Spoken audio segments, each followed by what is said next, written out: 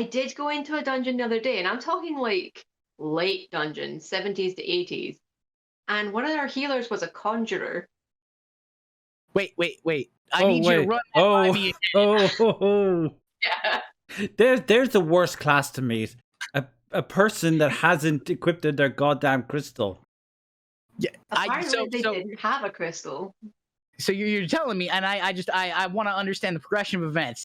You were in a dungeon, 70s, you say, and without a white mage, but a conjurer. I think it must have been a raid because there was two healers. Oh, that's even 'Cause we had one worse. healer that was a spec and one that was He a must have conjurer. been- We were like, how? He must be trolling.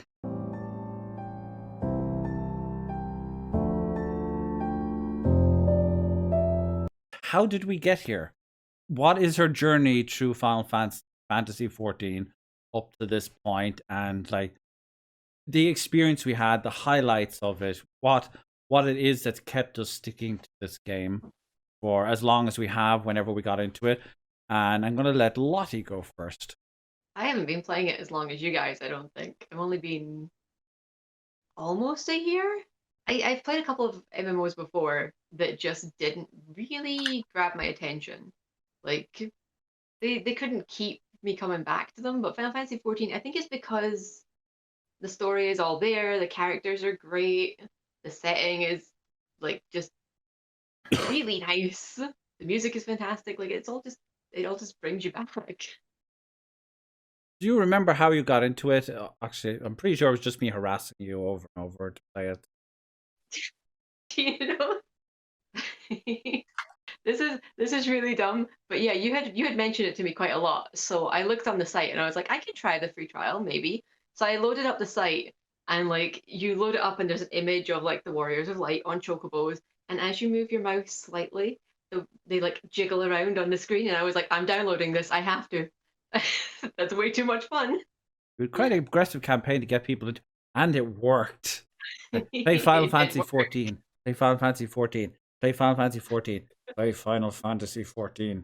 That was pretty much it. And everyone that has joined has stayed with us. They have fallen in love with the game, and they're never leaving. Nim, how about yourself? Your journey to Endwalker. How did you get here?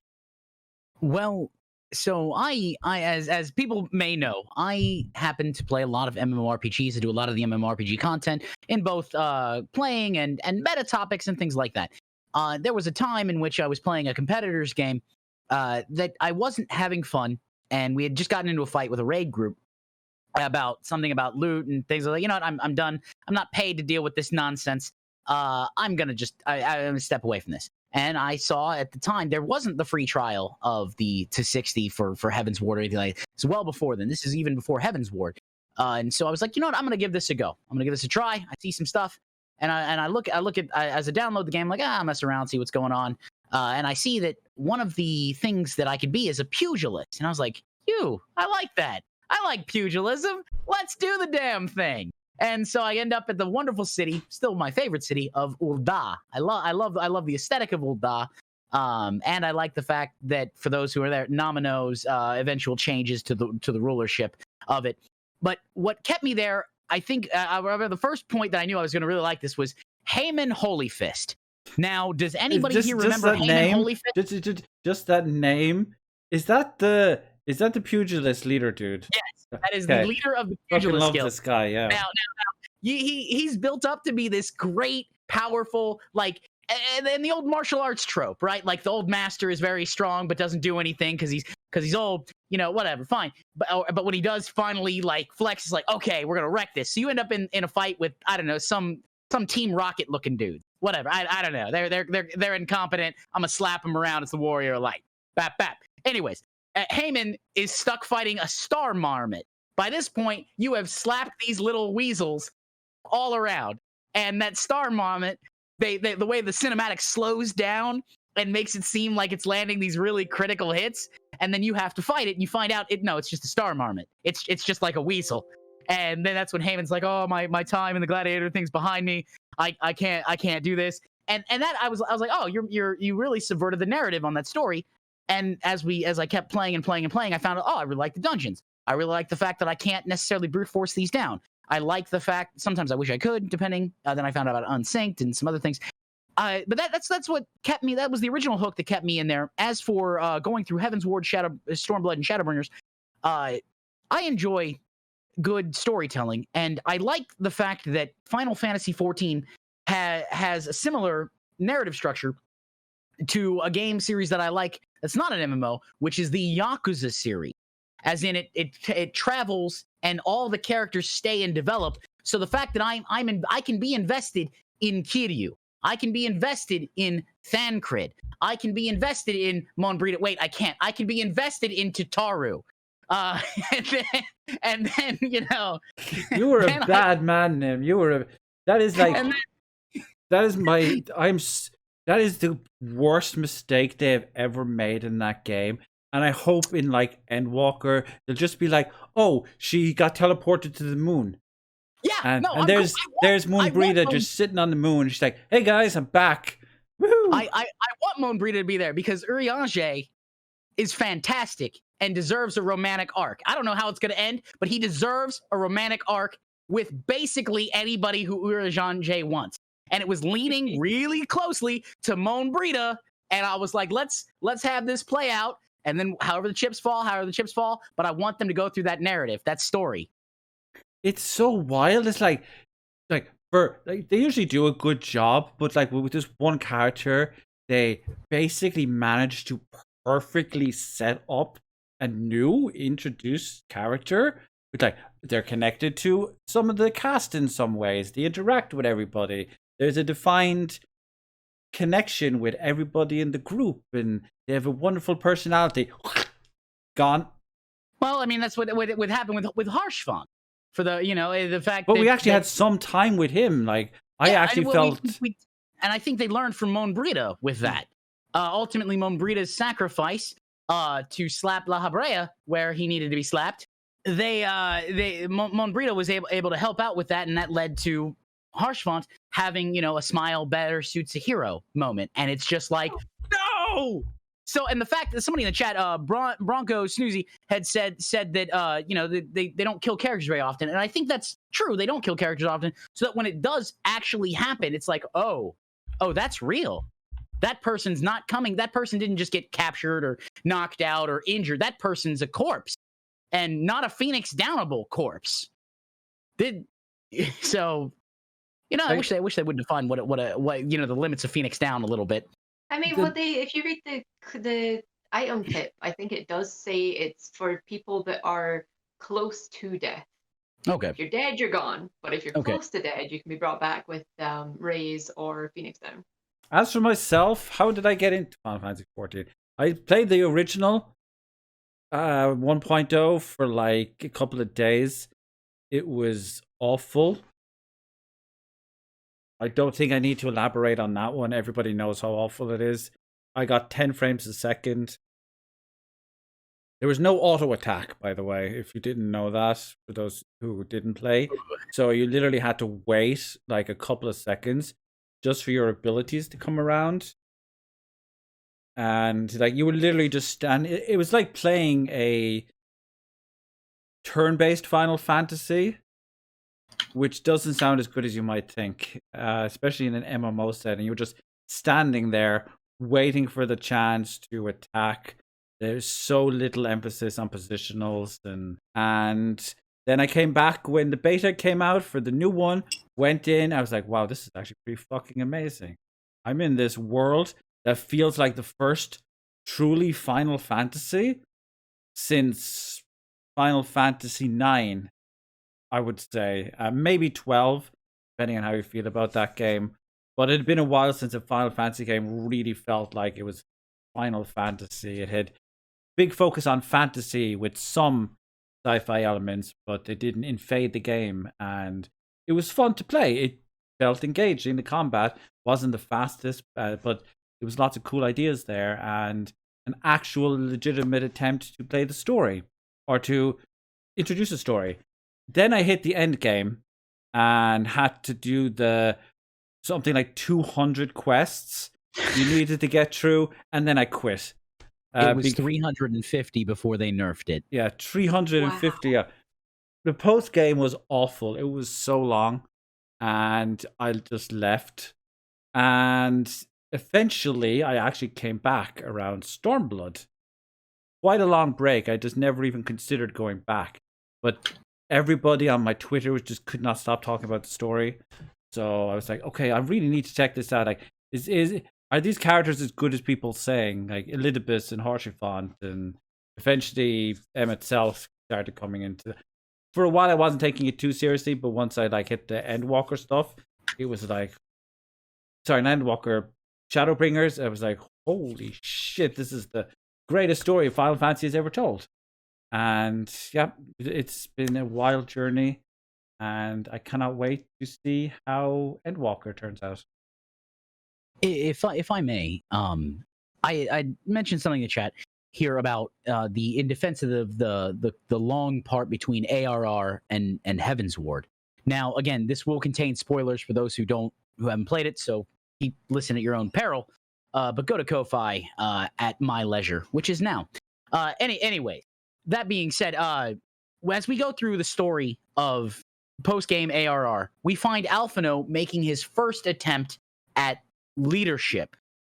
We find Alphino trying to solve the problems. And in fact, at post-Shadowbringers, this story, this arc, this character trait, this flaw, this wound in Alphino's pride gets basically healed.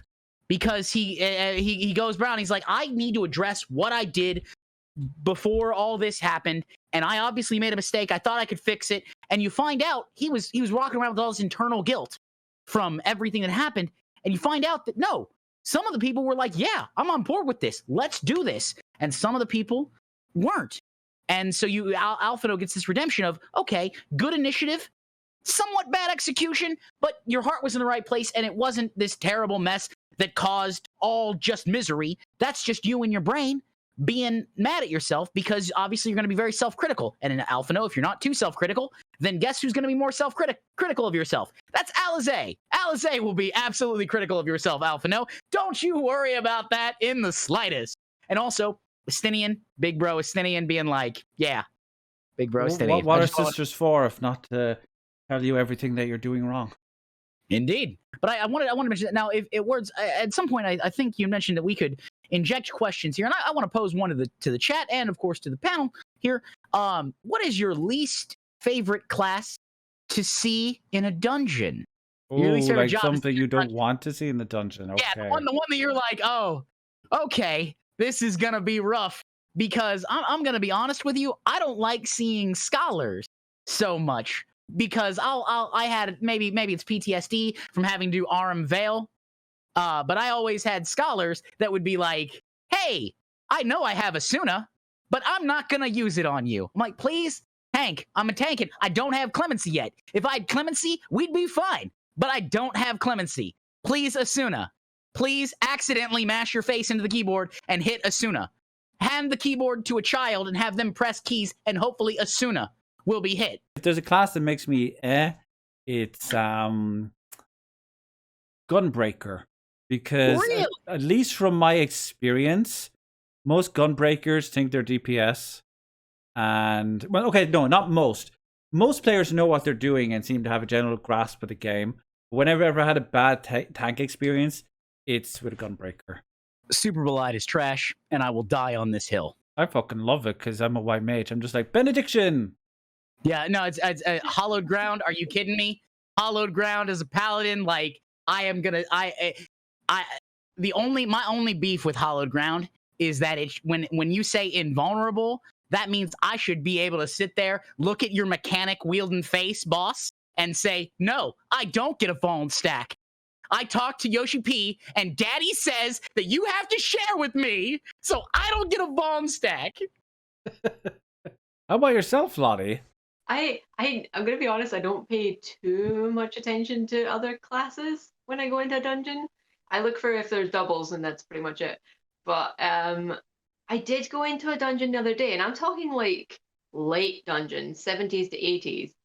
And one of their healers was a conjurer. Wait. I need you to run that by me. Yeah. There's the worst class to meet. A person that hasn't equipped their goddamn crystal.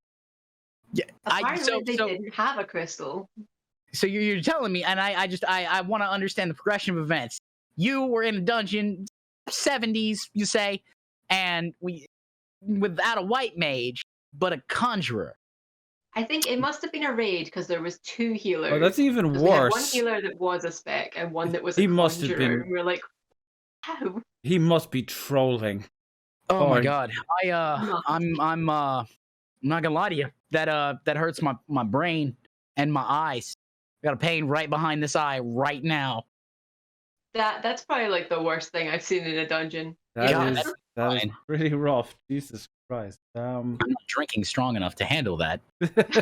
Yeah, Nim's gonna need a few more drinks after that one. Now I poured that bad intentionally because, well, I like doing that. You keep telling us. You keep telling yourself that, Nim. I did. That's enough. Look at it. It's fine. It's fine. Enjoy the champagne. That is a lot of champagne. Wow. Chicken. It'll be all right. And we actually asked a bunch of questions to the community regarding this and their thoughts on stuff that we're going to see in the near future, like characters and stuff. And we're going to go through the questions now, especially considering a lot of them are in here right now. And the first question was, what character are you most excited to see again in Endwalker? And the chats mostly basically just wants to see all the scions again. Pretty much what I expected. I was expecting like someone a focus on a certain character, but everyone was different. Cal wants to see Yastola. Osini wants to see Alphino. Lottie obviously wants to see everyone's favorite cat boy, Groha Tia. Kia wants to see everyone except those 2 jerks. Who are those 2 jerks? My guess was Van Daniel and Xenos. I don't know. Yeah, 2 jerks. I mean, I was gonna say the twins are endearing, especially when they're like mana exhausted on a table, and someone's like, "Have a glass of lemonade." Like, the twins are endearing. And Muria wants to see all the science, but mostly the same one that Lottie mentioned, and of course, Estinian, our sexy dragoon boy. Me. Personally, I am a huge fan of Alice because she just reminds me of myself. Easily annoyed by people and highly, highly opinionated. No, Lottie, you did answer. Actually, you did answer in the chat, but elaborate. I mean, do I need to? It's Graha. I mean, speaks for itself as to why I want him to hang out with him more. I just look, okay, he was in a tower for like 100 years and all he wanted was to go on an adventure with the Warrior of Light, and I want to give that to him. I want to take him out. I literally, while you were talking, just realized the trust system exists, and I need to do 11 dungeons for my resistance weapon. I can take him into dungeons for my resistance weapon. Yep. It's perfect. Give that good boy all the extra experience that he needs. He needs to go on an adventure. How about yourself, Nim? Honestly, I want to see the twins more and more. And the reason I want to see the twins more and more is as we left Shadowbringers, the twins' father basically committed a sin against his children. And I, as a person who's like, I identify with some of these characters, let me choke the actual fuck out of that dad. Like, you are a terrible father. Allow me. My best friend is a great father. And while they're not into Final Fantasy and MMOs, because it's not their thing, they watched that scene and was like, oh, cool. I'm going to go commit violence against a father. We're about to do this. I want to see them. I want to see them overcome that burden that was placed on them. Because I have faith that Alize and Alphino individually can do it, but together will achieve something even greater because those young people are brilliant. By the way, he has a stupid name. Fortunault. Am I pronouncing that right? Fortunault. It's French. I don't know what letters you're supposed to. Which letters are silent? X. All of them when I slap him in his face. He's not talking back. Paladin. Just whack them with your 50 swords out of it. Yeah, look, I'm Yeah. getting like 7 spectral swords. It's going down, you learned son of a bitch. Also, didn't you read a child psychology book at one point in your Charlian academic empire? Also, what about the kid's mom? Like, how are they like, honey, what happened? Oh, I disowned our children today. Oh, great. Yeah, where is she? Like, it's probably going to be one of these she died in childbirth kind of God, I things hope where they not. just because No, they asked about their mom, I think. I'm pretty sure they asked how their mom was doing in that scene, so I think she's alive. But Well, like good. the worst thing about that scene is how excited they were to see their dad. Like Alice especially, I think, was more excited. And then he just like disowns them in seconds and like this it just destroyed them, I feel like. Like it's so cruel. Masty has a question for all three Oh. presenters and extended to the chat. Do you want to play every single job class to get the most for your money? Only focus on the ones you're interested in. Only on the ones I'm interested in. There is nothing on this God-given earth you could ever do to make me want to play a Gunbreaker, no matter how hard you try. Can you tell I really don't like Gunbreaker? I've tried and it just, everything about it just, or Machinist. Machinist is amazing. It's super cool, but it just does not click with me. I just don't know why. Too many fucking things on their bar to take into consideration. It just bugs the hell out of me. It's like, I've already got my music to handle. That's enough. If I may answer next, I actually like playing every class in the game that I can. My goal is to eventually max every character. Now, I'm an Omnicrafter and Omnigatherer. I want to max every character at the moment.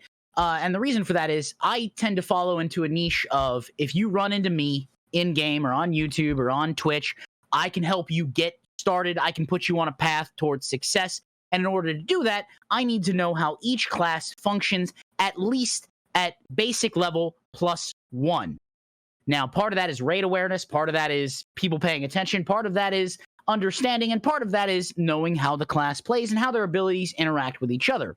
So in order to do that, but that's what derives joy for me. I actually find that quite fun. Not everybody does, and I understand that. Again, Words had a problem with playing as, he's like, Gunbreaker, never.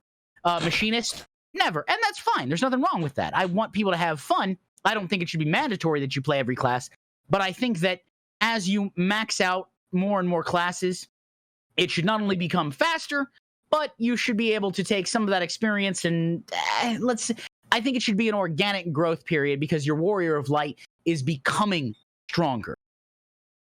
Also, crafting is totally a valid profession. Absolutely. Oh, you were asked a specific question there, Words, from a friend of mine, Sumi. Oh. How do you feel about the pugilist/monk? Oh, yeah, I did answer that in the chat, actually. I said, I'm leveling it right now, but I enjoyed the rotation. It's simple enough at the moment. There's not much to it. They fixed it. It used to not be. I heard, I keep up to date on classes, even if I don't play them. It's fun enough, but I don't enjoy positionals. I don't have the capacity to move around. Makes sense. Well, I can move around, but not making sure my character is exactly where it needs to be in the circle for the optimal DPS. So I don't enjoy that. But I do enjoy the heck out of those Dragoon. Holy fuck. Now that I've got like 3 jumping abilities, I'm just like jump, jump, jump, jump, jump, jump, stab, stab, jump, jump back, stab. It's fucking amazing. That really does it for me. Lottie. I was gonna say Dragoon is kind of funny because like every so often they'll connect me with their like right eye, left eye skill. I don't know what it's called. It makes like red line between you and the Dragoon, and every time they jump, the red line like jerks up into the sky, and it gives me a fright every time because I think it's an attack.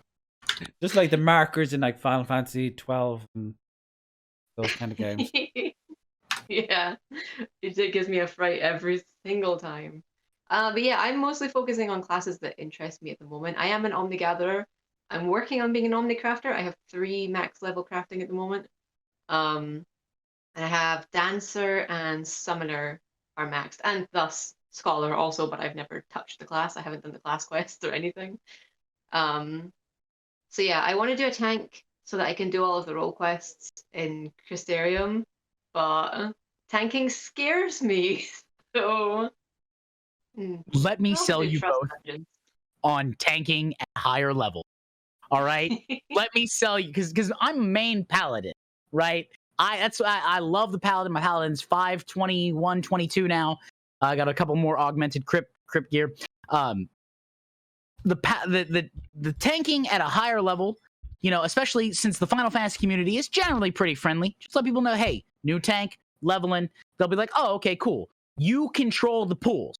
So if you think you're moving too fast, okay, slow down. If someone says you're moving too slow, okay, well, I'm still getting used to it, and they'll most likely back off. If people pull ahead of you, okay, well, that's when you do your ranged pull, your shield lob, or your shot, or whatever you need to do, where you run up to them and you grab them, and it'll be fine.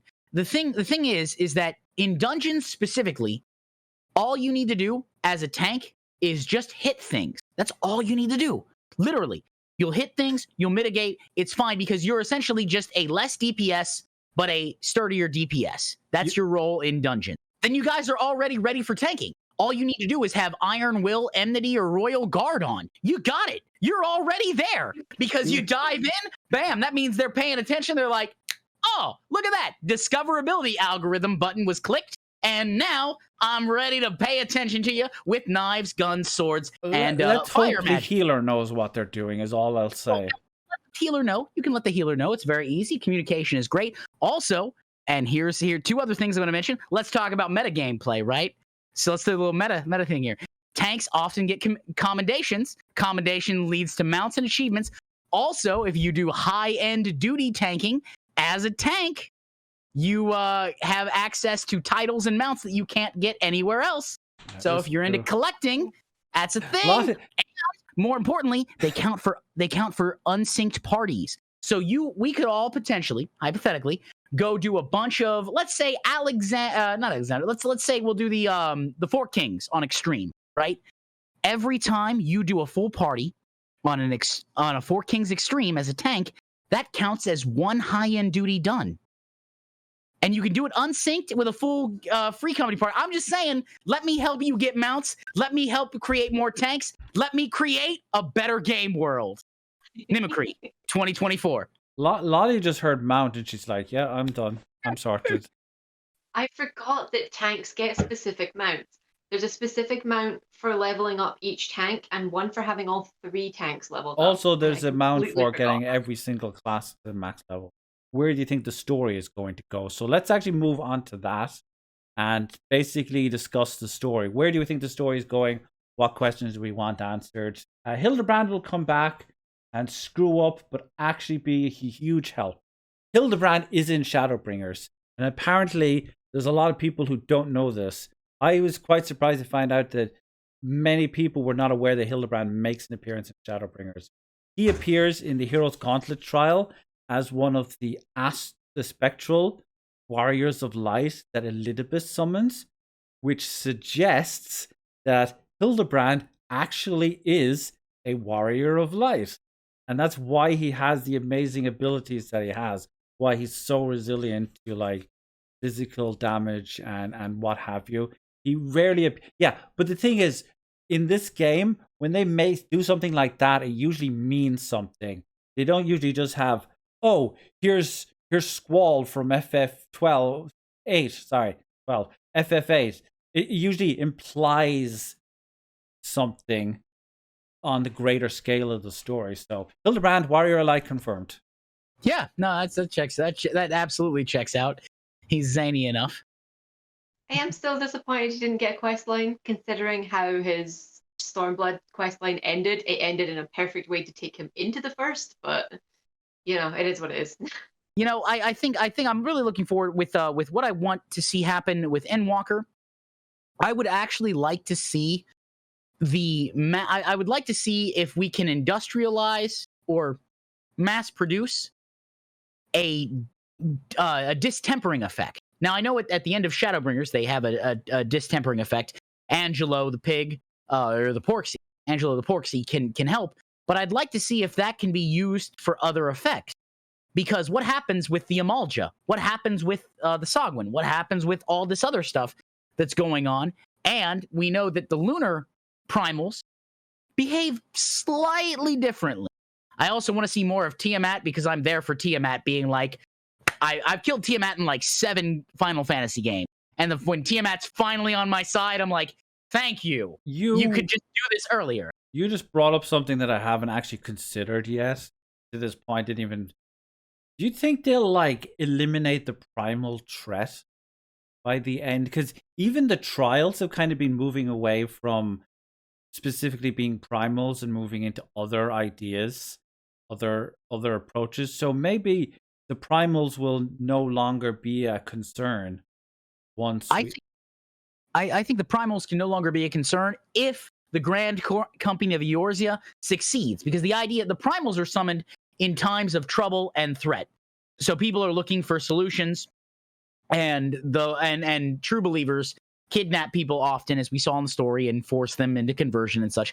So if we can prevent problems, usually of socioeconomic natures, then we can end up stopping these gods from being created.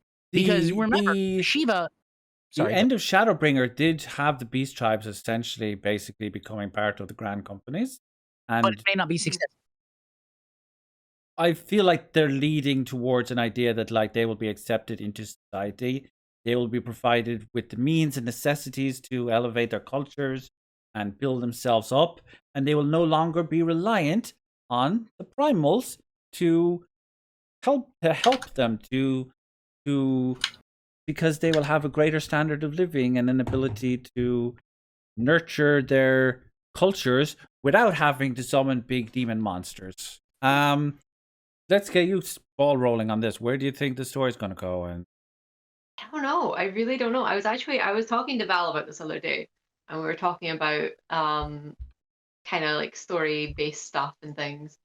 And Val brought up a really good point, which I was like, I have to steal this and use it on Words to Stream.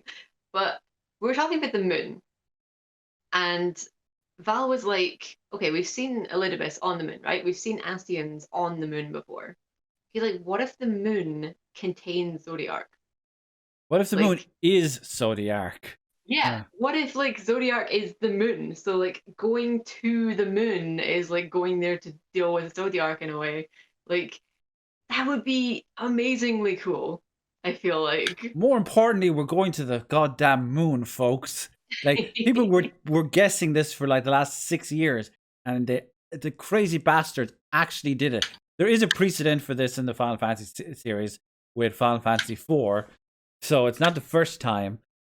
But I'm just happy they have the bunny people up there, because a moon without bunny people is not, and I don't mean the sexy bunny people, I mean the cute bunny people, is not a true Final Fantasy. And I think it's safely theorized at this point that Zodiac is on or in the moon in some capacity. Since Hydaelyn is the heart of Hydaelyn and is probably inside the planet of Hydaelyn, it would make sense that the moon, which is in the dark, like, and it's only illuminated by the light, would be Zodiac, or would be there. So let me add another layer to this, is that the moon itself doesn't produce any light. It just reflects light. So the duality between Hydaelyn and Zodiac, if one goes away, what happens then? Because, and I don't want to speak for, they always talk about stars and 13s and things like that. What happened? Is there possibly an outside greater force than Hydaelyn? As we confirmed, basically Hydaelyn is somewhat is analogous to a primal, if not a primal. Is there a greater force than a planetary primal or a moon primal? There totally is, and there's already a precedent for this, and it is the 12. The 12 you're the 13th. Is it the 13th? Well, you're the 13th. The Warrior of Light the 12 are the astrological signs with the different deities that, like, Ul'dah worships them, has their own deities, and the astrological signs are based around them, the gods, and they are reflected in the stars. So what's bigger than a planet or a moon? Space. So we're going to fucking space, folks. That's where we're going in the next expansion. We're going to fucking space. We're going to go to another planet, and it's going to be ruled by the 12 who actually exist or in some capacity and have just been like watching us fuck around for the last 10 years with this childish Heidelin Zodiac bullshit. And they're basically the titans of FF14 if you want a WoW comparison. Now, as we're going to space, chat, if you'd like to be safe in space, be sure to enter the giveaway so that you can either earn a copy of Endwalker or a mount, and Lunar Whale is up for grabs if you already have a copy of Endwalker, and nothing says safe in space like a spaceship. The Lunar Whale. Remember, Messiah, we're going to the moon! And except in this case, we're going to the fucking moon! So let's do it. Follow Words for his contest, myself on Twitter for my contest, and of course, Lottie for her contest. And we'll see the entry date. I believe the end is October 30th. That's when it's chosen words. Cal, what did Cal ask? So I have a theory. With Elidibus being the heart of Zodiac and keeping his ambitions alive, could the Warrior of Light, even though they're split, be the heart of Heidelin? Keeping her ambitions alive, fighting for the people of Eorzea, still trying to thwart the plans of Zodiac. I don't think so. I think at this point, you were just Azam, however you pronounce it, who was one of the... I can't even remember their name now. God, the lore is so freaking dense. The group of Asians that tried to summon Zodiac, one of them was like, this is a bad idea, and maybe we shouldn't do this. So they went on their own direction, and that's how we got Heidelin. Convocation, thank you. And I think it's safely established at this point that you are that 14th person. How will it end? Like, this is the end of the story, which to me, like the existing story, this is the end of the story, like, which still hasn't really dawned on me. How will it end? I have a question actually for you guys before we go on to that. Is do you think Zodiac is actually like inherently bad or evil? I think, yeah, I think yes. I think, yeah. I think that the Asians were trying to do something that they believed to be good, but the ends do not justify the means. In this case, like, it's like, I don't like you, so I'm going to fire nukes at you, kind of. That's basically essentially what they're doing. So let me let's walk through some stuff here. Okay. So the Asians, under the influence and desire to bring Zodiac about, committed planetary genocide multiple times, according to Emmett Selk. Assuming Emmett Selk is telling the truth, as we saw in the final days, at least on one star, that they've committed that. So there's an adage: you do not hold someone responsible for stealing a loaf of bread to feed his starving family. Okay, yeah, sure. But that stealing that loaf of bread doesn't result in the death of the baker, his family, the people down the street, and the people across the planet. So there's a thing when Emmett Selk, and I'm I remember this, when you kill him, Ardbert throws the axe of light through his chest. He's like, remember us. No, Emmett Selk, you're going on the ash heap of history. I'm going to discard you. I'm going to erase everything that I can about the Ashians because you committed planetary genocide more than once. I don't care. You have killed more lives than you could have possibly saved. And more importantly, let's even say that, oh, you're worth saving. What have you done to merit saving? Oh, but Nim, all life is sacred. No, it's not. No, especially when it's like, hey, guys, let's go to the 7th star, commit some genocide. We'll meet up with burgers on Eorzea at the 13th. Let's do that. It'll be great. If you want to see how bad shit can get, just go to the Void and the World of Darkness, and then you'll see what can happen. And that's why I think the Ashians, they have when you first meet the Ashians, they assert their dominance over us. Then when we find a way to fight back, they search for justifications. See, I thought that Shadowbringers was leading into Zodiac himself not being like, yes, the Asians undeniably are assholes. They have killed planets, they have genocided, they've done some horrible things, right? So they undeniably are in the bad guy category. Zodiac, they called for Zodiac to save them from a world destroying thing that was happening to them, right? And then decided that he actually wasn't fantastic and they brought along Heidelin or whatever. Whatever. But like the fact that in Shadowbringers, light is the bad thing, right? I don't think Zodiac's bad. I think he's just like Heidelin. They need each other to balance each other out. Too much darkness leads to a world of darkness. Too much light leads to, well, what was going to happen to the first if Heidelin hadn't like stepped in and stopped it. The only reason that like Zodiac's not around probably is because he's been sealed away. So I don't think that I don't think he's bad. I think he's just like Misunderstood. Heidelin, but yeah, I think he's just like Heidelin, but he's been sealed away for so long and only had the Asians on his side, which has given him a really bad image.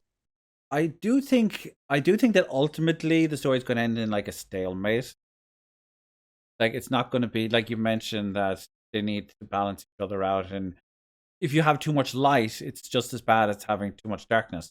Both are equally as bad as the other if they're allowed to spread. There's just too much good, basically, is what caused uh, the world of Norvant to end up being blasted in a blinding light.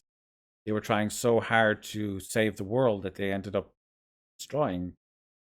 And we see that actually in the flood. If you remember Yeah, the the flood. original cinematic where you see the flood, and you go out into the burn, it's a desolate. It's not even, forget rock formations. It's basically like if I shredded glass. That's Yeah. all, or that's all you would see. The other thing I want to mention is Val mentions that Zodiac cannot be really misunderstood because we don't really know anything about him, and that is true. I think that propaganda can be very effective because if we remember at somewhere during the middle of ARR, you actually get the blessing of Heidelin taken from you, and Midgard Sommer acts as the conduit to help you get it back through doing various actions and understanding things. And so that leads the I question: still is that don't do quite the understand dragon? why he did that. Like he Do took the it away dragon? and then made you get it back. Why? Well, do the dragons act as an extension or arbiters of Heidelin's will? And if Okay. that's the case, then could the Ashians also occupy the same role as dragons? One Because again, question, okay, before we move on to the next part, where do you think we're going to go after Endwalker? Once we've walked the journey to its end? honestly, if I were to mention a guess, I would say we would go to a destroyed star. I think we would try to revitalize a destroyed star. Because there and while we've tentatively explored all of Eorzea, or the planet that Eorzea is on, I don't know if what the actual planet name is. I haven't read the Encyclopedia of The Eorzea yet. planet's name is Heidelin. Completely. Heidelin? Okay. Yeah. Thank you. I appreciate that. I want to make sure that I'm clear. But we haven't explored, as far as we've explored the entire planet of Heidelin. I would think we could possibly work on restoration effort. Because here's the thing: if the Warrior of Light and the Scions can go to another planet and live, then other people can too, at a certain point, with either advances in technology or magic or both. Even I think it could be. I think that would be a cool idea. The last question was, what job class are you going to main? From Cal, Muria, Dancer, Luth, Bard, Kia, Paladin, represent. Faldors, Sage, or Scholar. Let's put this to rest. Scholar is not a bad class. It just needs a more interesting rotation. It needs more active participation. Scholar's not a bad class, but you can level it by playing the better class. Yeah. Summoner. Which is going to get even better in Shadowbringers because it's like summon everything. I'm actually surprised nobody said Summoner in that list, actually, considering the big change that it's getting. The thing about Summoner is it's a hard 7-minute rotation. Fuck that. That's a long listen. That is more rotation time than most fights. I even on Savage or Extreme, 7 minutes is a long time in a raid You might get environment. 2 behemoths if you're lucky. If you're really lucky. But I mean, I've mostly played as summoner, so it doesn't seem like a hard class to me because it is my class. it's because you're used to the idea, but every other class in the game is like 2-minute rotation tops. They're trying to design it so you can basically do everything in a loop of 2 minutes. They call it a dance. That's the way the game is designed. That you have this kind of loop. Are you all worried about homogenization of classes then? No, I don't think no. Because I say I'm not either. But I do know that there's an argument to be made that in other competing MMOs, when they started lining up cooldowns and kind of standardizing cooldowns and rotations in terms of time, it led to a homogenization of the game and ultimately decreased enjoyment of the players and a lack of unique of classes. Now, obviously, I think that 7 minutes for a full rotation is way too long. I think that as a fact. But could you do maybe a 4-minute rotation? Sure. 4-minute rotation. Here's the problem with that unnamed game that we're not going to call out. Terrible game. It was such a fucking mess of skills that the company couldn't balance it. And the problem is they have spent nearly 20 years trying to balance everything, and it just does not work. The thing about, like, for instance, in FF14, there was only one dot class. All right. There will be once Endwalker comes out, because Summoner's losing all its DOTs. And I'm the only class that needs to be concerned with, like, a damage over time rotation and the amount of ticks that I do on my abilities before I use another ability or sync it up with a buff or something like that. So even just there's still more potential for more things. Also, there's only one spec in 14. You don't have to, like, choose, like, I'm not going to be an ice mage or a fire mage. And you could say that that's a bad thing, depending on your preference, if you want that versatility. But I feel like every class feels distinctly different. Setting the rotations to be even does not take away from the class identity, because no other class is going to give you the ability to run quicker besides Scholar. Like, nobody else can do that, and hopefully they won't. Giving buffs, basic buffs to other classes is fine, because that means you don't have to depend on anyone. But as long as you have those unique skills, I'm going to be able to put down a flower on the ground. It sets off these ticks, and if I don't use up the ticks before it goes away, I get like a mega tick, which gives me like mega healing. And it could be dependent on, like, do I want to heal a bunch of people or do I want to heal everybody? And that's completely different to a astrologian who's like, you get a buff, everybody gets a buff. It's the Oprah Winfrey of healers. All right. I mean that makes sense. And the thing is about the other thing is, having played it at a pretty high level for a number of years, when it comes to different specs, very few people are tied to, let's say, what is known as class identity, right? So you are, as a white mage, you're a healer. No one is expecting a white mage to do other things other than healing, outside of a little glare here and now and a little, blood for the blood lilies. Sorry. But the thing is I expect you, as a white mage, we're playing together or whatever. It's I expect you to be like, all right, you're gonna heal me. No damage taken. That's all I do. I just heal. I just you gotta throw some glares. And if I expected more, then, and we were in a static or something, I'd be like, all right, I'm gonna bring somebody else because I expect a little more. And you're like, all right, fine, whatever, fine. It's okay.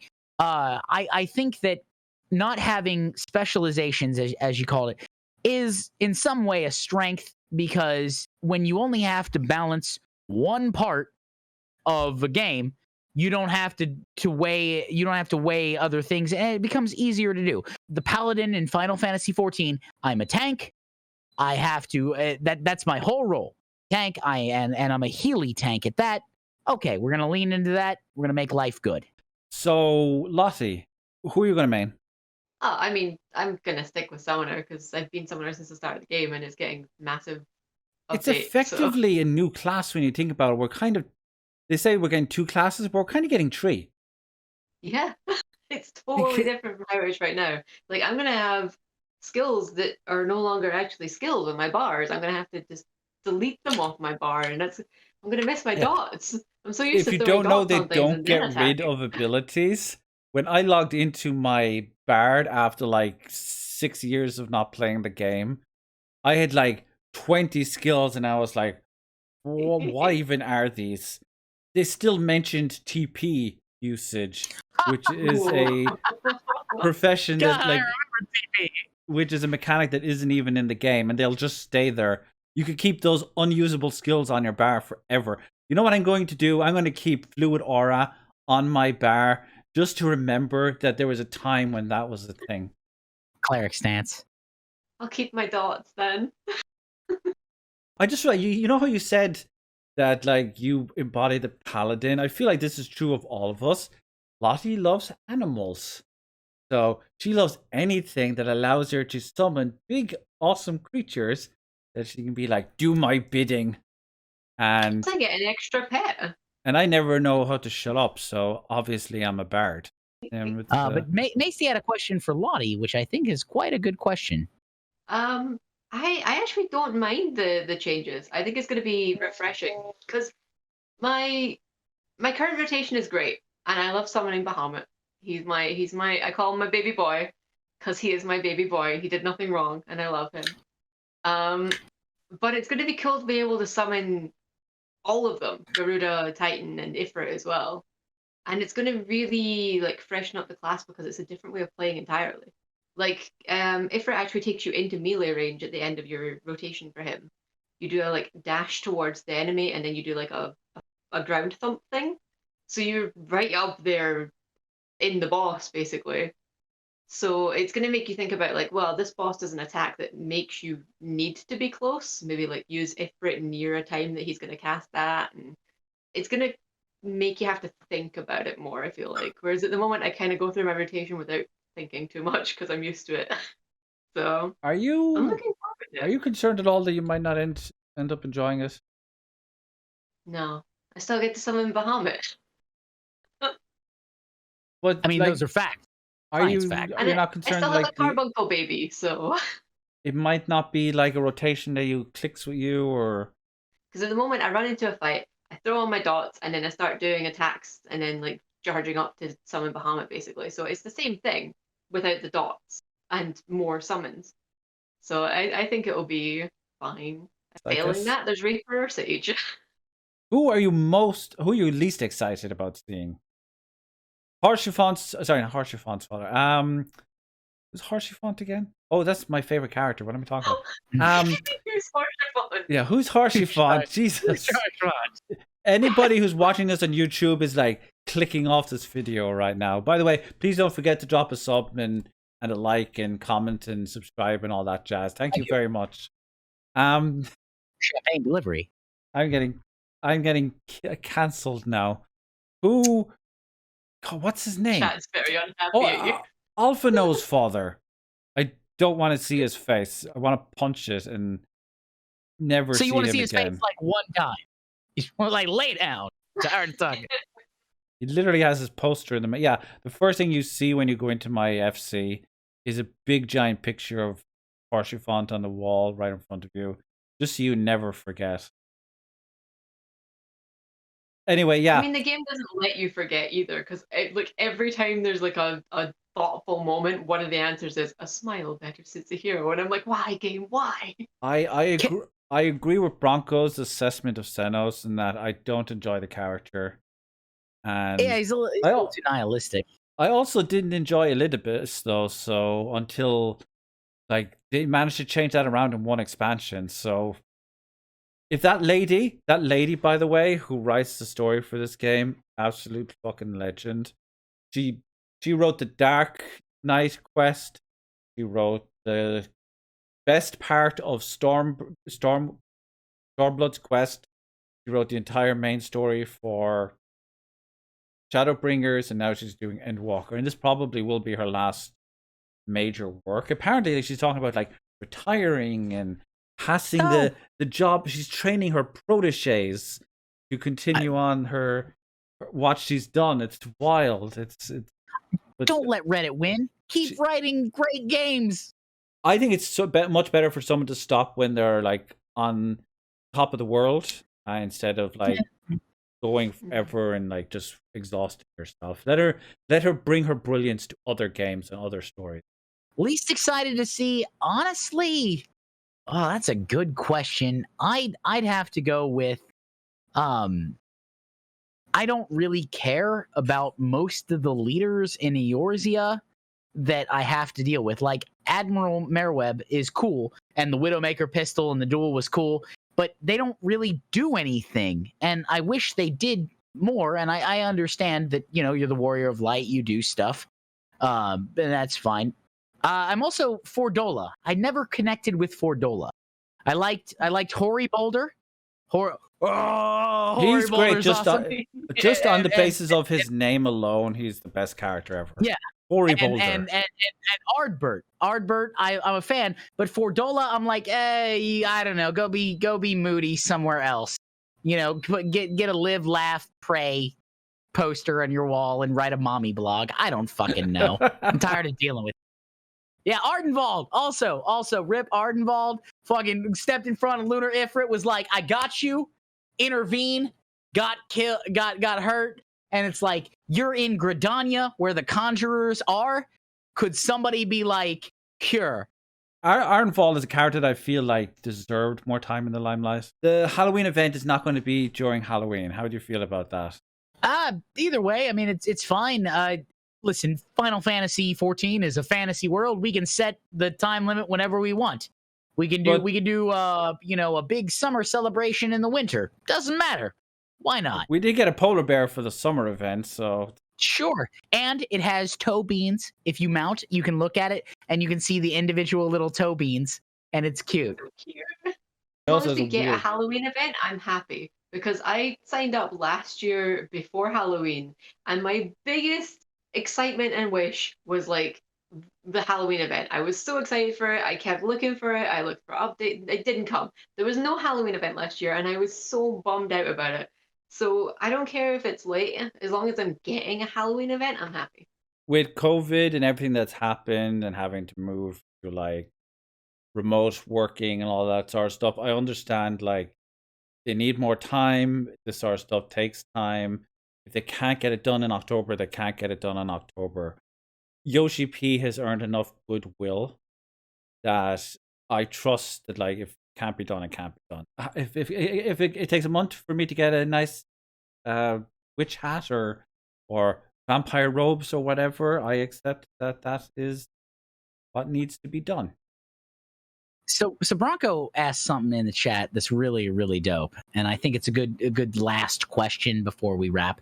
Bronco was asking what we feel our greatest accomplishment in the game was, whether it's a mount, a title, achievement, like what's the thing you're most proud of doing in the game? Oh man, that's a hard one. I will let you answer that first, Lottie, since you mentioned it. I just question. I think my most proud thing is that I'm gonna have one of each relic weapon for my summoner. You are absolutely insane, Lottie. I'm 11 dungeons away from having my resistance weapon, and then I will have the Zodiac, the Anima. Oh no, the Eureka! No, I'm so far away from the Eureka. I forgot I've not finished it. Well, we will excuse that because Eureka is torture. I'm halfway through Eureka. I'm in Pyros. I just got the Pyros. But here's the thing: she has made a lot of effort. Like, she has made more progress in Eureka than most of us have in like relic weapons. Full stop. It's my Eureka buddy stopped playing recently, so I haven't gone into Eureka because the thing about Eureka is that if you are out of level with the person you're with, one of you is not getting any benefit from what you're doing. So because of the rank that I have in Eureka, if I was to say go to help Words is like rank 5 or something. You're really low in Eureka, right? If I was in a party with you and I killed stuff, you wouldn't get experience for it. I couldn't boost you through it. So Eureka is like, let's give the players of Final Fantasy XIV the experience of playing Final Fantasy XI again. I'm like, there's a reason you made a new MMO. Why would you go back to the really old one that Final Fantasy Shareholder. 1.0 was designed after? Shareholder. The answer is shareholder. The Square Enix executives saw that it was a grind and they were like, oh, money. And Yoshi I P feel was like like, they yes, know money. better. I feel like they know better now anyway, because they brought Bosja, however you pronounce it, Close. and it was It's so much fine. better. Now, Bosja is basically Bosja is Eureka without very all the similar. problems. What? It's very, very similar to Eureka, and it's very boring alone. Very boring alone. Bosja.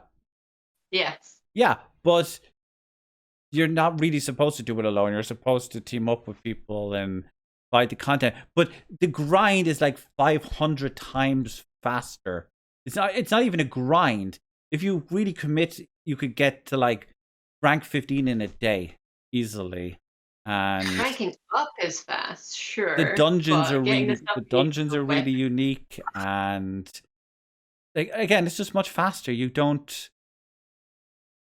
Nothing is worth. I can't believe you're It's not Eureka. That's the important thing. Eureka is. I personally don't see too much of a difference between Eureka and Bosja, other than you can level faster, right? But the level of grind for the weapon feels kind of similar. Maybe there's less for Bosja because you can go out and do it outside of Bosja. But I guess that's just weapon grind rather than like the actual area, though. Did you do Eureka on your own? I can if I want to, yeah. No, that's not what I asked. I said, did you? I didn't because I was doing it with a friend and we couldn't The outlevel rank, each other. the rank up is so much worse if you do it on your own. Like, it's painful. Oh, yeah. It's so much easier to like just meet up with people and boss you, fight a monster, get your metal, and get the cool epic dungeons where you don't even have to bring healers because you can get your own healing skills. That's true. That's nice. When it comes to things that I enjoy the most, or the proudest accomplishment, I'm gonna go with Of the Stalwart Shield. I love that title. I'm a paladin tank, a paladin main. I enjoy that title a great deal. That's the one that I normally walk around with. And it comes from tanking, I think, 200 high-level duties as a paladin. Now, there's a whole bunch of different ones that you can get. You can get mounts and other things. But I like that one in particular. So that'll be me. I don't have outside of that. I've gotten a few mounts that my lead mod Evie doesn't have, and that makes me happy because eventually Evie will get them. She grinds quite a great deal, but I have them first, and it's mine. So I've always had them first, and that's it's a fleeting victory, but I'll take a fleeting victory over never having one at all. What mount? I'm curious what mounts now. Oh, Forgiven Reticence, Hollow Kamui. I was gonna say I think I've got a few other ones that are hard to get. I don't remember exactly which ones, but I know those two she doesn't have at the moment, and they'll eventually happen. Of course, as she has more time to play than I do. But I'm very happy to have both of the. Oh, and the tank. I have like one or two of the tank mounts. That's impressive. That is always an accomplishment. That's not what it's about to me. Like, Bronco, honestly, I'm not trying to win the savage raids. I've only gone into like extreme like once or twice at like end game. To me, and here's the thing, I feel like that community element is a big part of the game. I love the fact that I can be a bard, I can go into a town, play music, and other players will just come around my character and start up conversations and laugh at the songs I choose. When I decide to rickroll them, where Rick Astley is never going to give you up, and or play a classic song from the Final Fantasy series on the electric guitar, and my FC, building up my FC, our FC, sorry. Building up our FC is like something that I have put a lot of time into in the game. We've got quite a few people here. I did play Wonderwall. Pretty rough. The Aria de Mezzo, right? The Yep. oh my hero Do so do do far away do now. do do do. Yeah. Will I ever see your smile? Like, yes. I have seen words really hyped for a weapon or a mount or a minion, and then another weapon and another mount and another minion, and so on and so forth. He never had a favorite. Maybe the lean emote. That's not true. I do have a favorite. The lean emote is great. I do have a favorite minion lot, Masty, and you know what it is because it was on the main banner for the show. It is Owlet, the adorable little owl pet that decides everyone's abandoning me. It is the adorable little owl pet that sits on your shoulder. It's not my house specifically, Bronco, but I would say it's a small FC. We're not like hardcore big into like raiding or anything, but I'm just happy with the little house that we've made. Even if it took me 14 hours of clicking on a board in order to get it, which I would encourage nobody ever to do because it will fucking kill you. It ruined my sleep schedule for like a week, and I never ever want to do it again. I'm so glad that we have a house now because if I ever get a bigger house, you can just click on it and buy it and piss off the 6 dozen people standing around the board hoping to get it. You did the proper MMORPG thing. You waited, you ground it out, you got it done. That's the MMORPG spirit, is that I logged on at 3 a.m. in order to camp that spawn, so I did. The worst part of it was I wanted to get a house in the mists, which was a front row house with a view of the ocean. Looked beautiful.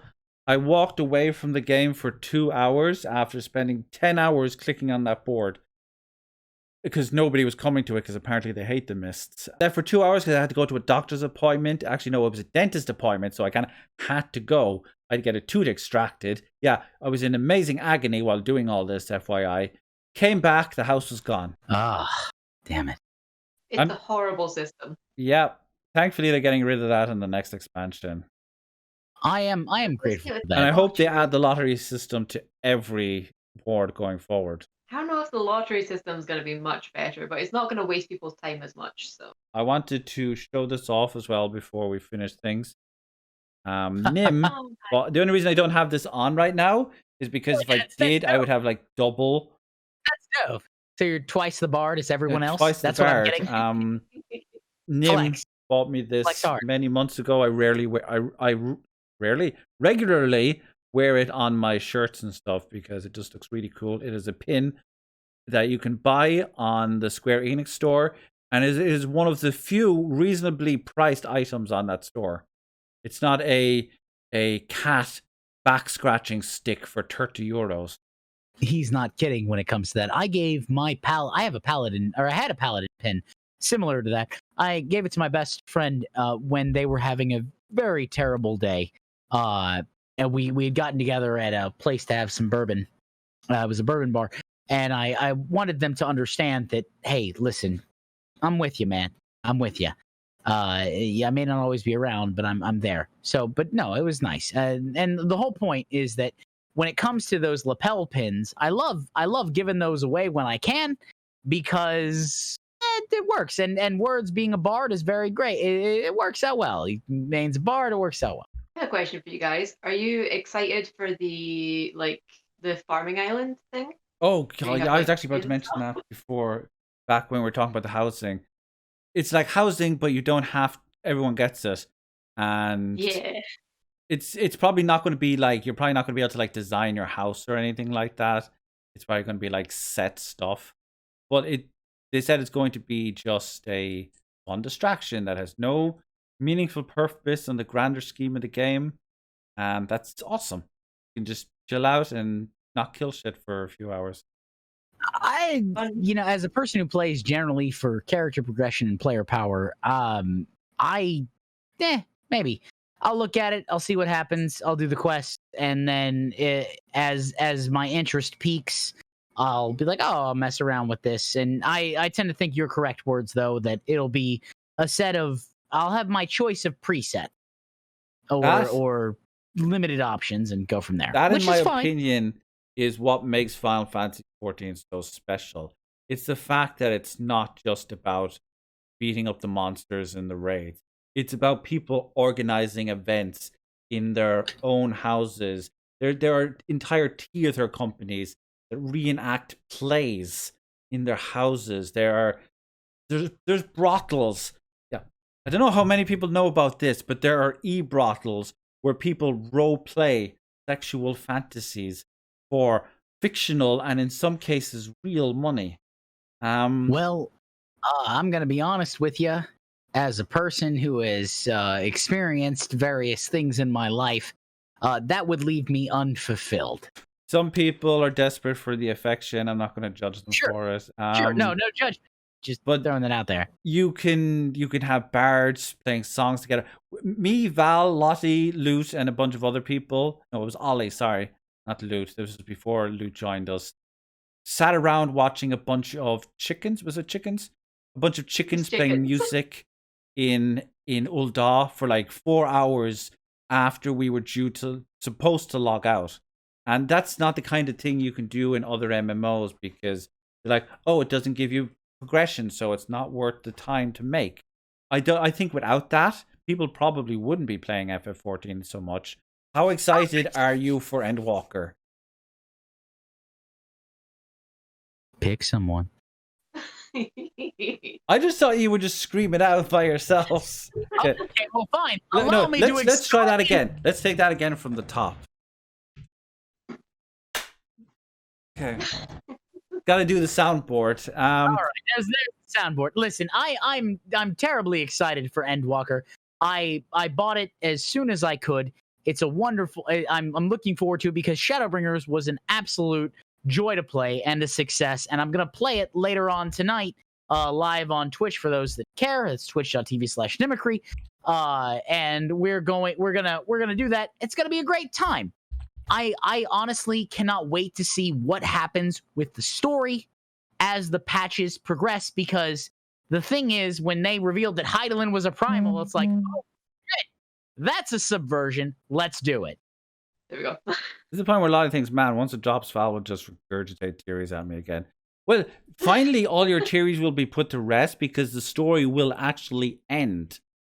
And they've said themselves, it's not going to be like, oh, we're going to leave things hanging open. And this story is done. There's catharsis is valuable. And it's done at release. We don't have to wait for like patch 5.1, 5.2, and all that to get the actual conclusion. It will be done, dusted. Hydaelyn, Zodiac, finished. We can move on with our lives, and God knows where we're going. I still think it's going to be a bit to 12 because the first raid series is about to 12, so there's clearly a desire to focus on that. Yeah, it's 30% larger than all previous expansions, which is kind of insane. Yeah. Oh, excited. Let's get some stuff done. I hope you like cutscenes. Heck yeah. There was a very interesting interview with Yoshi P. Another reason I love Yoshi P. He did interviews with the content creators.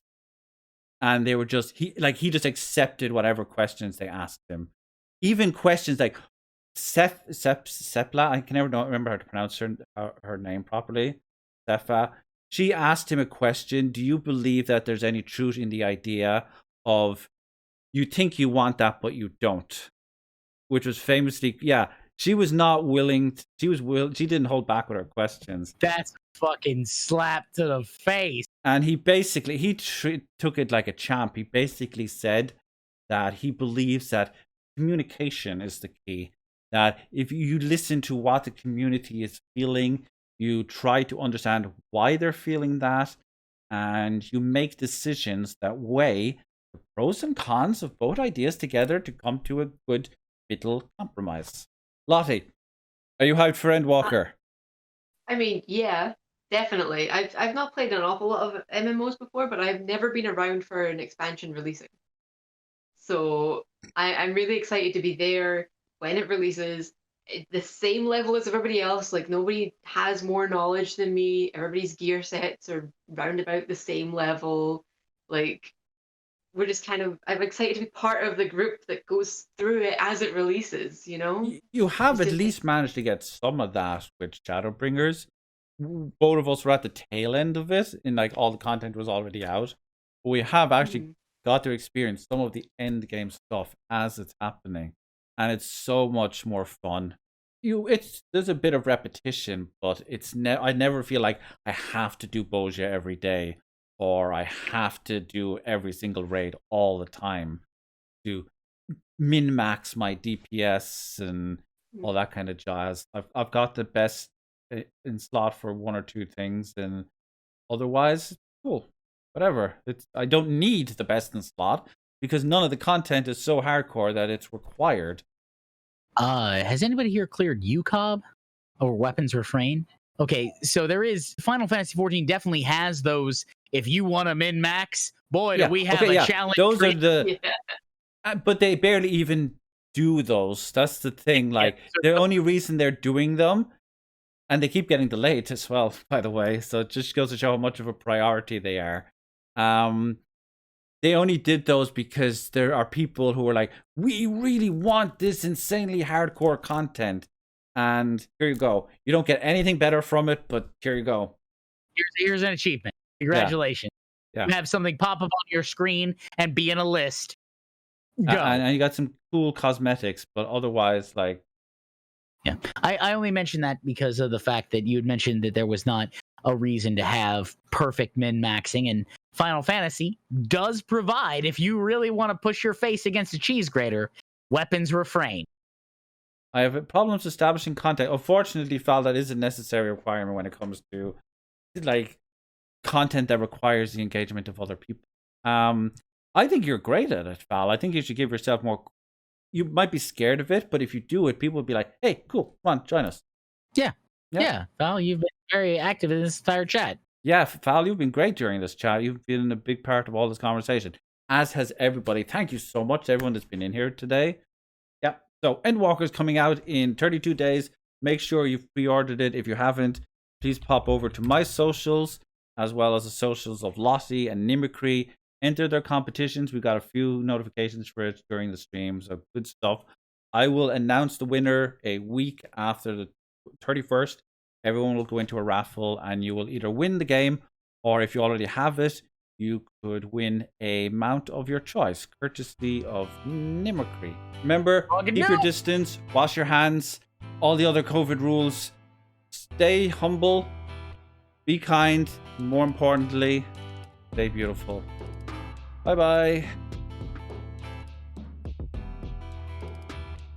If you're listening to this, and that means you decided to stick around until the end of the show, so I just wanted to thank you personally for listening to the whole thing. If you would like to watch these shows personally, you can check us out on Twitch on a regular basis over a no word count. And if you enjoyed this, please do consider checking us out on Ko-fi and dropping us some support there. Same name. Take care of yourselves. Stay beautiful.